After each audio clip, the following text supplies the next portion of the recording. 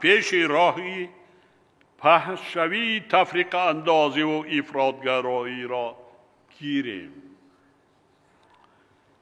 من چنین میشمارم که نسبت به این مسئله بی‌طرفی یا مراساکاری کردن برابر به این است که سعادت خود و فرزندان خویش را برهم زنیم،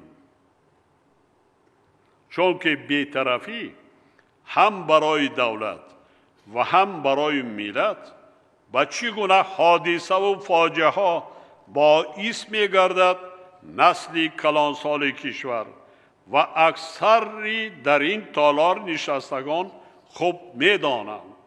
من شاهد زنده، یکی از شاهدان زنده در اما تالار پره می‌دودم. اگر بسیاری ها بی‌طرفی نمی‌کردند در تاجیکستان جنگ شرمندی سر نمی‌زد. چگونه بدبختی ها را آورد، چقدر مردم قربان گشت. اگر یکی از سبب‌های به جنگ تعمیلی شرمندی کشیدن اهالی استفاده غرضناک احساس دینی مردم باشد، دیگر عامل اساسی بی‌طرفی و بی‌تفاوتی نسبت به تقدیر دولت و ملت.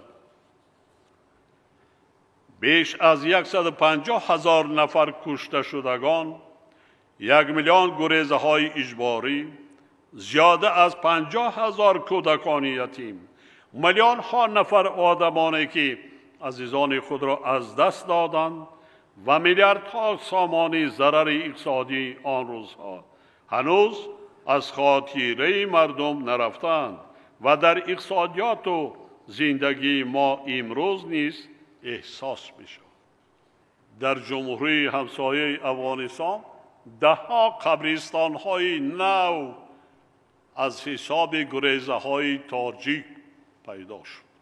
آن روزها اشخاصی که ایمان خود را فروخته بودند، پدر را ضد پسر و برادر را به سر برادر شلانیدند و جنگ تعمیلی شرمندی آغاز سالهای 90 از مسجدها آغاز کرد. از مسجدهای آن زمان در بالای بعضن تکنیکای حربی بی‌طیارها کی بودند در دست اتوماتیک کلاشنیکوف، بعضن امام خطیب های داملای همان زمان. یعنی وقتی آن رسید است که ما بر ضد همه گونه ظهورات نامطلوب و خطرناک از جمله افراطگرایی و تروریسم سرجمانه مبارزه بریم و در کشور ولایت قانون را تامین نماییم.